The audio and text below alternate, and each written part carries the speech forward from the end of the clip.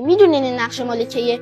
مال آخر صفویه که به لطف شاه سلطان حسین عزیز ایران تکه تکه شده بود. این خاکستری ها افغان های هوتکی هستن که پایتخت یعنی اصفهان هم دست ایناست.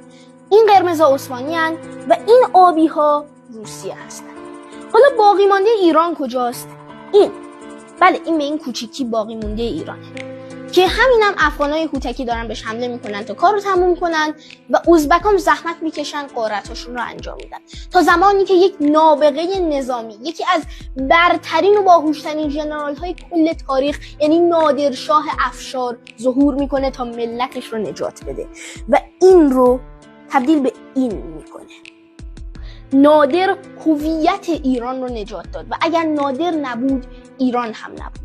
حالا یک بار که نادر داره میره اصفهان رو از هوتکیان پس بگیره، یک مردی رو میبینه بسیار کهنسال، بالای 90 سال سن، با موهای سپید که داره مثل یه جوون 20 ساله با وجود پیریش گر داره میزنه، هوتکیا رو میکشه.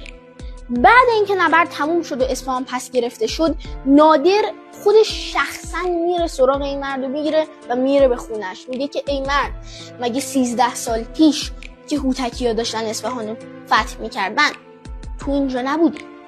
این مرد میگه که من بودم ولی تو نبود. بین اون زمانی که شاه سلطان حسین شکست و نادر دهلی رو گرفت 16 سال گذشت. نسل عوض نشده، همون افرادی بودن که با شاه سلطان حسین شکست خوردن، همون افراد با نادر دهلی رو گرفت. پس نشون میده که افراد عوض نشد، رهبری درست. پس در مملکت ما اون چیزی که بسیار مهمه اون رهبری است. ضعف فرماندهی و تشتت و مصمم نبودن باعث شکست لشکریان قوی‌تر ایران شد. یک نمونه زنده دیگر قضایای دلخراش شاه سلطان حسین که در پایتخت خودش محاصره شد، ولی چند سال بعد نادر به قول خودش به سر شمشیر فتوحاتی کرد که حداقل خیره کننده بود.